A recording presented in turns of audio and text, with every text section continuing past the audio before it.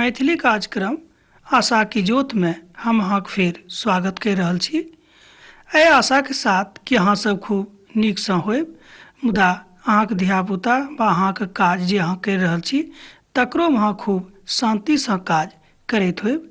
एहि आशा के साथ हम अहाँक सन्मुख उपस्थित भऽ रहल छी, अहाँ सँ बातचीत करबाक लेल तैयार भऽ रहल छी। आशा की जोत कार्यक्रम अहींक अछि। एहि कार्यक्रम हमरा लोकनि परमेश्वर प्रभु यीशु मसीह के विषय में जानि रहल छी। एना कहियो हुनका विषय में विस्तार रूपे हमरा लोकनि अध्ययन कर रहल छी। पवित्र पोथी के अध्ययन से बहुत केओ लाभ उठा रहल छथि। हम विश्वास करैत छी जे अहूँ लाभ उठाबैत होइब। परमेश्वर की जीवित वचन थिक, एहिमे कनिको संदेह नहि अछि। जँ एहि वचनक बातक ऊपर विश्वास राखबैक तऽ अहूँके बहुत फायदा होइत। तहन हम अहाँक भाई छी, हमर नेह सँ भरल नमस्कार आ अभिवादन स्वीकार करूं। पछिला अध्याय में हमरा लोकनि परमेश्वरक ओहि आशीषक अध्ययन कयने रहौं जाहि आशीषक प्रभु अपना दासा याकूबक माध्यम सँ हमरा सभक लेल देलखिन। वही आशीषक विषय में हमरा लोकनि अध्ययन और आगाँ करब। एहिसँ पहिने कि हमरा लोकनि आगाँ बढ़ी, और एकटा छोट प्रार्थना कऽ लै छी। आजुक दिन विशेष रूपे हम लाचार आ विधवा लोगक लेल प्रार्थना कर रहल छी। तहन अहूँ मुड़ी झुका कऽ हमरा संगे प्रार्थना करूं। हे दयालु कृपालु परमेश्वर, हे महान परमेश्वर, अहाँ कृपा करुणा आ दया प्रभु हमरा सभक जिंदगी में लागू हुए प्रभु। जे केओ श्रोता भाई बहिन में से प्रभु लाचार छथि वा विधवा छथि प्रभु, जिनका कतौ से कोनो तरहक आशा नहीं छनि प्रभु, अहाँ एहि बातक जानैत छी प्रभु। किएक तऽ अहाँ वही सब भाई बहिनी के अहाँ बनौनिहार छेकौं प्रभु। तैं प्रभु हम अहाँ से कहै छी कि हुनका जीवनक अहाँ प्रभु उद्धार करियौक आ हुनका जीवन में प्रभु अहाँ अपन शांति सँ भरि दियौक। एहि छोट प्रार्थना के हम अपन उद्धारकर्ता प्रभु यीशु मसीह के नाम सँ मांगि रहल छी, आमीन। अब एहिठाम देखियौ कि भविष्यवाणी के विषय में हमरा लोकनि अध्ययन कर रहल छलहुँ हँ, मुदा ओ भविष्यवाणी छल याकूबक के भविष्यवाणी। तहन आगूक जे एक दूटा आरो भविष्यवाणी ओ कयने छलखिन तकरा विषय में हमरा लोकनि देखब आर आगाँ बढ़ब। गादक ऊपर एकटा दल चढ़ाई तऽ करतेक, मुदा ओ ओहि दलक ऊपर छापा मारि देतेक। 49 अध्याय के 19 पद में हमरा लोकनि एहि बातक पढ़ि सकलहुँ हैं। जँ अहाँक लग पवित्र पोथी बाइबिल अछि तऽ हमरा संगे अहूँ एहि पोथी के उघारि कऽ पढ़ियौक, खोलि कऽ देखियौक, अहूँ देख सकलहुँ हैं। गादक ऊपर एकटा दल चढ़ाई तऽ करतेक, मुदा ओ ओहि दलक ऊपर छापा नहि मारतेक। ई एकटा दोसर प्रजाति थिक जे ओहि देशक उत्तरी भाग में बैस जेतेक, मुदा दान ओहि भागक अर्थात उत्तरी भागक के एकदम छोर पर रहतेक। तैं एहि बातक केना बतायल जा सकैत अछि जे दान सँ लऽ कऽ बरसेबा धरि ई बात भऽ जेतेक। तकरा बाद हमरा लोकनि आरो एकटा बातक देख रहल छी। ओ एकटा आर भविष्यवाणी अछि, तकरो कनि अहाँ ध्यान दऽ कऽ सुनियौक।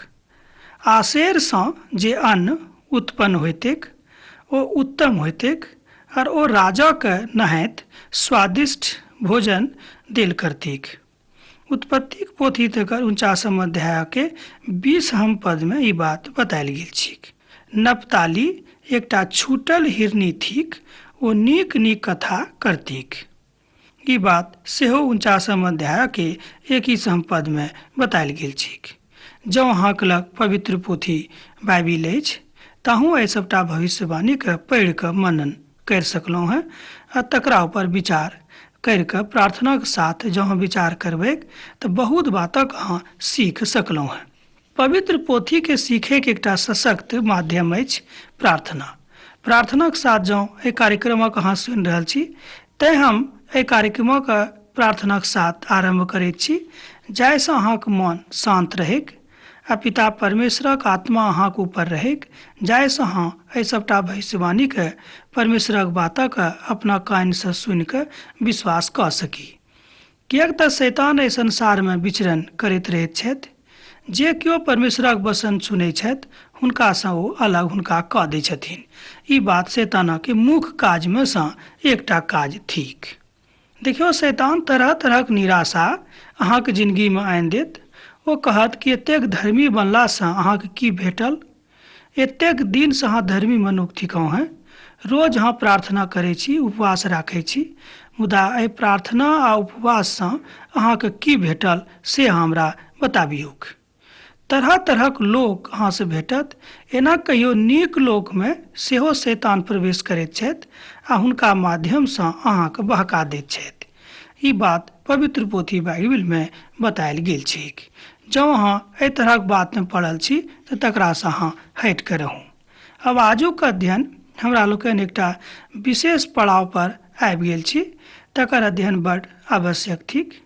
जँ अहाँ एहि बातक अध्ययन नहि करब तऽ हमरा लोकक कोनो फायदा नहि होत। यूसुफक संबंध में भविष्यवाणी एहिठाम भेल छैक। यूसुफ बलवंत लत्तीक एकटा मजगूत शाखा छथि। ओ सोताक लग लागल एकटा फल देबऽ वाला डाली छथि। हुनक डाली एना कहियो कि दोबार दऽ कऽ चढ़ि कऽ लाग जाइत अछि। एहि बातक अहाँ 49 अध्याय के 22 पद में पढ़ि सकलहुँ। और एक बेर आरो हम पढ़ै छी। यूसुफ बलवंत लत्तीक एकटा मजगूत शाखा छथि। ओ सोताक लग लागल एकटा फल देबऽ वाला डाली छथि। हुनक डाली देवार दऽ कऽ चढ़ि कऽ लागि जाइत अछि। यूसुफ कनान देशक छोड़ि कऽ फेर मिस्र देश में प्रवेश करैत छथि, मुदा एक बादो ओतऽ परमेश्वरक एकटा गवाहीक रूप में उपस्थित होइत छथि। अपन पिताक संस्कार करलाक बाद, माठ देलाक बाद ओ फेर मिस्र देश में आबैत छथि। अर्थात पिता परमेश्वरक गवाहीक रूप में ओ एहिठाम प्रयुक्त होइत छथि। 49 अध्याय के 23 पद में हमरा लोकनि एहि बातक देख रहल छी। मुदा हुनक धनुक स्थिर रहलनि आ हुनक हाथ आ बाँह याकूबक परमेश्वरक हाथे फुर्तीला भेलनि, जिनका लग सँ ओ चरवाहा आबैत अछि। ई इजरायलक पाथर ठहरतीक। ई बात प्रभु यीशु मसीह के विषय में बतायल गेल छैक। तहन एकटा आरो पदक हमरा लोकनि देखी, 25 पद का। ई अहाँक पिताक ईश्वरक काज अछि जे अहाँक सहायता करत। ओ सर्वशक्तिमानक जे ऊपर सँ आशाक आशीष और नीचाँ सँ गहीर जलक आशीष आ ओ एतेन आ गर्मीक आशीष सेहो अहाँके देत। ई बात एहिठाम बतायल गेल छै कि कोन कोन तरहक आशीष पिता परमेश्वर अहाँके देबऽवला छथि। दूटा प्रजाति जे यूसुफ सँ आयल छल, अर्थात एप्रेम और मनश्शे, ओ बाद में जाकर बड़ प्रसिद्ध आ ख्याति प्राप्त प्रजाति बनि गेलै। एही कारण ई दोनों राजा के विभाजन भऽ गेलै, कारण ई सब मजबूत भऽ गेल रहैत। अर्थात यूसुफ सँ जे प्रजाति प्रस्फुटित भेलैक, ओ प्रजाति बड़ शक्तिशाली आ प्रजापालक भेलाह। अब एहि बातक ऊपर सेहो विचार कयल जा सकैत छै जे याकूबक भविष्यवाणी पूर्ण रूपेण फलीभूत भेलैक, अर्थात पूरा भेलैक। अर्थात हुनक आशीष हुनका धियापुताक लेल बड़ कारगर भेलनि, सेहो हमरा लोकनि सोझ भाषा में बाजि सकलहुँ हैं। मुदा प्रभु अहाँ सँ कहै छथि कि जँ अहाँ हुनका सँ प्रेम करैत छियनि, अहाँक पिताक आशीर्वाद अहाँक पितरक आशीर्वाद सँ बेसी बढ़ि गेल अछि, और ओ संतानक पहाड़ीक जकाँ जखन धरि चाहबैक बनल रहतीक। आ ओ यूसुफक मस्तक पर जे अपन भाई लोक सँ न्यारा भेलथि, हुनके मस्तक के ऊपर फलत फूलत और बढ़त। एहि बातक अहाँ उत्पत्तिक पोथी तकर 49 अध्याय के 26 पद में पढ़ि सकलहुँ हैं। एहिठाम यूसुफक प्रतिष्ठा और हुनक ईश्वरीय भक्ति के प्रेरणाक हमरा लोकनि देख रहल छी। एना कहियो प्रमाण के हमरा लोकनि देख रहल छी। साफ साफ झलकैत अछि जे हुनक पिताजी सँ जे भविष्यवाणीक बाद भेटल रहनि, तकरा ऊपर ओ विश्वास कयलथि। किएक तो जानैत रहथिन कि जे किछु बात हमर पिताजी जे संसार सँ विदा होइत काल में कहलखिन, ओ अपना दिस सँ नहि मुदा परमेश्वरक दिस सँ कहलखिन। तेँ ओहि सबटा बातक ऊपर ओ पार लक्षित करलखिन, विश्वास करलखिन। ओ कनिको संदेह नहि करलखिन। हमर मित्रवर, हमर भाई बहिन, हम अहाँ से कहब अहूँ अपन पिता पर अर्थात परमेश्वरक ऊपर कोनो तरहक संदेह व्यक्त नहीं करूँ, किएक तऽ संदेह करयवलासँ पिता परमेश्वर खुश नहीं रहै छथिन। संदेह जँ अहाँ करबै तऽ पिता परमेश्वर अहाँसँ खुश नहीं रहता। एहिठाम स्पष्ट रूपे दिखाई पड़ैत अछि जे याकूब एहिठाम ई प्रयास करैत छथि जे ई दोनों प्रजाति उद्धारकर्ता तारनहारा के अयबाक संदेश दऽ रहल अछि। मुदा एहिठाम अपन मृत्युक सज्जा परसँ याकूब एहि बातक घोषणा करि रहल छथि जे अहाँ सब अपन पितरक भूमि में लौट जा और अपन तारनहाराक अगुवाई में आगाँ बढ़ू। ओ चाहैत रहथि जे इस्राएलक भूमिसँ उद्धारकर्ताक आगमन होइक। एहि भविष्यवाणी में ई तथ्य सेहो लुकायल छैक। तेँ ओ चाहैत छथि जे हुनक धियापुता हुनक परमेश्वरक भूमि में फिर आबैक। ई बात याकूबक के इच्छा रहनि, मुदा सब माय बाबू के यह इच्छा रहैत छै कि हुनक धियापुता हुनके देश में हुनके गांव में फिर कऽ चल आबनि। ई कोनो खराब बात नहीं थिक। बेंजामिनक संबंध में जे भविष्यवाणी भेलैक तकरो कनि हमरा लोकनि देख ली तऽ नीक रहत। हुनका विषय में एहि तरह बतायल गेल छैक। तकरा अहाँ 27 पद में पढ़ि सकलहुँ हैं। बेन्यामीन फाड़े वाला भेड़िया के छाती भिनसर में तऽ ओ शिकार कऽ कऽ फाड़ि कऽ खाइत छथि और साँझ के लूटो के बाँटै छथि। ई बात हुनका विषय में बतायल गेल छै, जे एकटा बड़ विचित्र बात अछि। 49 अध्याय के 27 पद में ई बात लिखल गेल छै। एक बेर आरो देखियो, बेन्यामीन फाड़े वाला भेड़िया छाती भिनसर में तऽ ओ शिकार कऽ कऽ फाड़ि कऽ खाइ छथि और साँझ के लूटऽ के बाँटै छथि। ई बात बेन्यामीनक विषय में भविष्यवाणी कयल गेलैक। बेंजामिनक लेल बा हुनका विषय में एकटा बड़ खराब भविष्यवाणी अछि। एहि भविष्यवाणी के विचित्र भविष्यवाणी सेहो जँ अहाँ बाजी बा हम बाजी तऽ हम सोचै छी जे युक्ति संगत होइत। अर्थात बेंजामिनक यहूदाक समकक्ष मानि कऽ राखि दैत अछि। यहूदाक विषय में सेहो एहि तरहक भविष्यवाणी कयल गेल रहनि। मुदा यहूदा जहन अपन परमेश्वर के अपना हृदय में स्वीकार करलखिन, तें देखियो प्रभु यीशु मसीह के जन्म हुनके वंशसँ अर्थात हुनके प्रजातिसँ होइत अछि।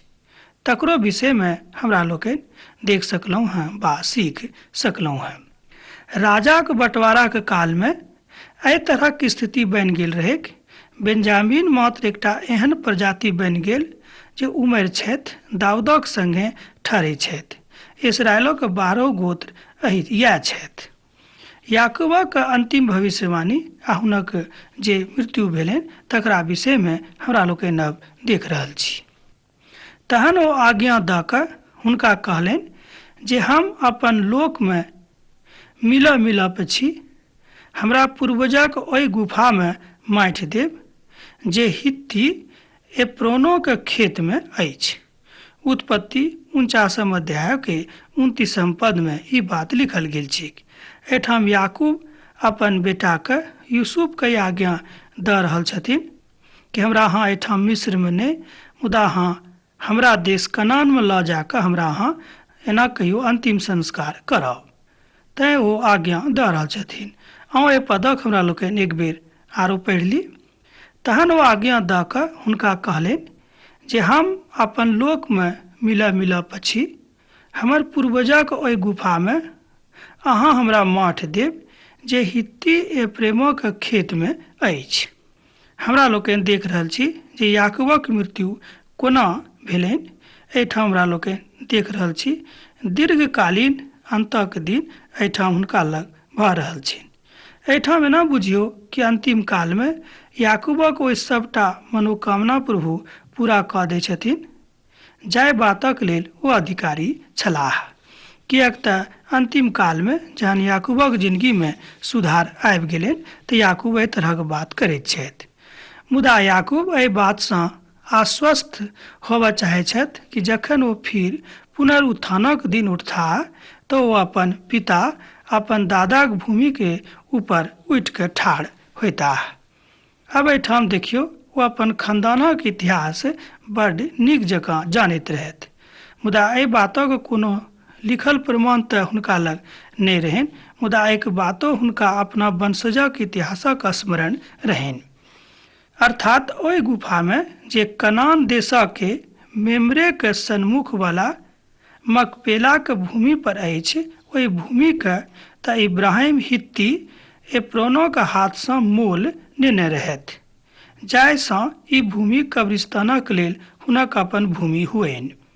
एहि बातक अहाँ 49 अध्याय के 30 पद में देख सकलहुँ। एहि भूमिके हुनक दादाजी खरीदने रहथिन, मोल लेने रहथिन, मुदा एहि बातमे याकूबक कोनो रुचि नहि रहैत जे हुनक कतऽ दोसर ठाम गाड़ल जाइन या माठ देवल जाइन। तऽ हुनका पत्नी राहेल ओतो बेतलहममे गाड़ल गेल रहली, मुदा इस्राएलक इच्छा हुनक परमेश्वरक पूरा कैलथि। अब तऽ अहाँ बुझि सकलहुँ हैं जे याकूबक इच्छा परमेश्वर पूरा कैलथि, किएक तऽ हुनका प्रभु यूसुफ जकाँ एना कहियो प्रभु यीशुक ऊपर हुनका खूब विश्वास रहनि, जेना हुनक बेटाके यूसुफके परमेश्वरक ऊपर खूब विश्वास रहनि। नीक आ कृपावान परमेश्वर ओ छथि, एहि बातक हुनका विश्वास सेहो भऽ गेल रहनि। हुनक बेटा सेहो परमेश्वरसँ डेराबैवला बेटा छलाह, सेहो हुनका प्रमाणित भऽ गेलनि। एहि बातक ओ देख रहल छथिन। ओतऽ इब्राहिम आ हुनक एना कहियो घरवाली साराक माट सेहो देवल गेलनि, आर ओते इसहाक आर हुनक पत्नी रिबकाके सेहो ओही ठाम माठ देवल गेल रहनि, आर ओते हम लियाके सेहो माठ देने छियनि। ई बात याकूब कहैत छथिन। उत्पत्तिक पोथी तकर 49 अध्याय के 31 पद में ई बात बतायल गेल छैक। आउ 32 और 33 पदक सेहो पढ़ि रहल छी। तहन जँ अहाँक लग पवित्र पोथी अछि तऽ अहाँ देखियौ ओतऽ दोनों पद में की बतायल गेल छैक। ओ भूमि और ओ गुफा हित्ती लोकक हाथसँ मोल लेवल गेल रहेक। जहन ई आज्ञा याकूब अपन पूतके देलखिन, तहन अपन पाँव खाटक ऊपर मोड़ि कऽ अपन प्राण त्याग देलखिन और अपन लोक में जाकर मिल गेलखिन। 49 अध्याय के 33 पद में ई बात बतायल गेल छैक। जँ अहाँक लग पवित्र पोथी बाइबिल अछि तऽ अहूँ एहि सभटा बातक खूब नीक जकाँ सीख सकलहुँ हैं। देखियौ, हमरा लोकनि आजुक दिन भविष्यवाणीक विषयमे सीख रहल छी। बहुत केओ एहि संसारमे एहन छथि जे भविष्यवाणीक ऊपर विशेष विश्वास नहि करैत छथि। हमर श्रोता भाई बहिन, हम अहाँसँ कहब कि जतेक भविष्यवाणी प्रभु यीशु मसीहक विषयमे पुरना नियममे भेल रहनि, ओ सबटा भविष्यवाणी नवा नियमके कालमे पूरा भेलैक। मुदा ओ सब भविष्यवाणी करैवला लोकसभ परमेश्वरक लोक छलाह, तैँ हमरा सभक एहि बातक ऊपर विश्वास करनाइ बड्ड आवश्यक थिक। जँ हमरा लोकनि एहि सभटा बातक ऊपर विश्वास करबैक तऽ प्रभुके प्रेमके हमरा लोकनि खूब नीक जकाँ बुझि सकलहुँ हैं। एहिमे कनिको संदेह नहि अछि। इब्रानियोक पोथी तकर 11 अध्याय के 13 पद में एहि तरह बतायल गेल छैक। ई सब केओ विश्वासक दशामे मोलथि। ओ सब प्रतिज्ञा कयल गेल बातक तऽ प्राप्त नहि कयलथि, मुदा ओ सब एहि बातक विश्वास कयलथि जे हुनका ई सब होबयवला छनि, मुदा हुनका जिन्दगीमे होबयवला छथि, से देख कऽ अभिवादन कयलथि। हमरा लोकनि विश्वासक ऊपर जँ जियब तऽ निश्चित रूपेण विश्वासक फल हमरा सभक जिन्दगीमे भेटत। इब्रानियोक पोथी 11 अध्याय में हमरा लोकनि विश्वासक विषयमे देखैत छी। ई संपूर्ण अध्याय विश्वासके ऊपर आधारित अछि। देखियौ, यहू अध्याय में एहि बातक विषयमे जे भविष्यवाणी कयल गेल रहै से पूरा होइत अछि। तहन कोनाक नहि बाजि सकलहुँ हैं कि पोथी सत्यक ऊपर आधारित अछि। हमक एकटा बात आरो बाजि दै छी। पवित्र पोथी बाइबिलमे एहन कोनो बात नहि अछि जे सत्यक ऊपर आधारित नहि अछि वा कोनो तरहक कल्पनाक ऊपर आधारित अछि। ई बात अहाँ नहि बाजि सकलहुँ। पवित्र पोथी बाइबिलमे सबटा बात सत्यक ऊपर आधारित अछि। एकोटा बात एहन नहि अछि जे कल्पनाक ऊपर आधारित नहि अछि। ई बात हम अहाँसँ कहै छी, कल्पनाक ऊपर आधारित अछि, ई हम नहि बाजि सकलहुँ। कतेक लोक कहैत छथि कि बात कल्पनो भऽ सकैत अछि। हम कहै छी नहि, ई बात कल्पना नहि अछि।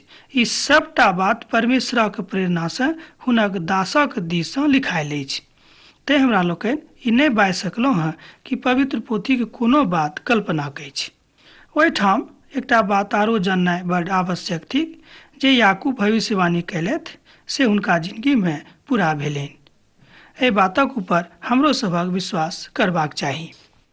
याकूब प्रभुमे स्वयंमे पूर्णताक प्राप्ति कयलथि। एहि बातक हमरा लोकनि पवित्र पोथीके अध्ययनसँ आजुक दिन सिखलहुँ हँ। एही तरहक पूर्णताक प्राप्ति अहूँके भऽ सकैत अछि। हमर भाय बहिन, मान लियौ हमरा लोकनि केतबो धनी छी वा गरीब छी वा केतबो विद्वान छी, एहि संसारक एक दिन छोड़ि कऽ जाइएटा पड़त। जेना याकूब एहि संसारके छोड़ि कऽ गेला, जेना आरो बहुत पैघ विद्वान आ भक्तजन एहि संसारसँ छोड़ि कऽ चलि गेला है, ठीक एही तरह हमरो सभक एहि संसारक छोड़ि कऽ जायके अछि। तेँ हमरा लोकनि एहि बातक ऊपर विश्वास करी कि जे प्रभु यीशु मसीह कहै छथि तकरा ऊपर हमरा लोकनि विश्वास करी आ मनन करी। आ जाबे धरि हमरा लोकनि एहि संसारमे छी, प्रभु यीशु मसीहके संग जँ रही तऽ बड्ड नीक होइत। देखियौ हमर भाय बहिन, ई संसार कोनो ने कोनो दिन अहाँसँ वा हमरासँ छुटिए जायत। केतबो हमरा लोकनि एहि संसारसँ नहि लगायब, एहि संसारसँ केओ हमरा सभके नहि बचा सकैत छथि। किएक तऽ संसारके नियम अछि, जे केओ एहि संसारमे जन्म लेने छथि हुनका एहि संसारसँ एक ने एक दिन जाइएके छनि। मुदा पवित्र पोथी बाइबिलमे उम्र सेहो बतायल गेल छै, 70 लऽ कऽ 80 बरख धरि। मुदा केओ 100 बरख वा यहूसँ 2-4-10 बरख बेसी जियैत छथि। मुदा ई बात सत्यक अछि जे हुनका ई संसार छोड़ैएके छनि। जेनाकि याकूबके ई संसार छोड़ऽ पड़लनि, एक दिन हमरो सबके ई संसार छोड़ऽ पड़त। मुदा हम अहाँसँ कहब कि परमेश्वरक भविष्यवाणीके ऊपर विश्वास करू, किएक तऽ भविष्यवाणी बता रहल अछि कि प्रभु यीशु मसीहके आगमन एही दुआरे संसारमे भेलैक को मनुष्य जातिके उद्धार करैक, आ जे केओ हुनका ऊपर विश्वास करत ओ कहियो नाश नहि होइत मुदा अनंत जीवन प्राप्त करत। अब तऽ अहाँसँ विदा होइके काल भऽ रहल अछि। एहिके बादो जँ अहाँके मोनमे कोनो तरहक शंका वा कोनो तरहक प्रश्न अछि तऽ हमरा एहिठाम पाती लिखब बिसरायब नहि। हम अहाँके लेल प्रार्थना करैत रहैत छी। तहन अब विदा होइसँ पहिने यह कहब कि प्रभु यीशु मसीहके प्रेम, हुनक कृपा आ दया अहाँके जिंदगीमे सदिखन बनल रहैक। आमीन।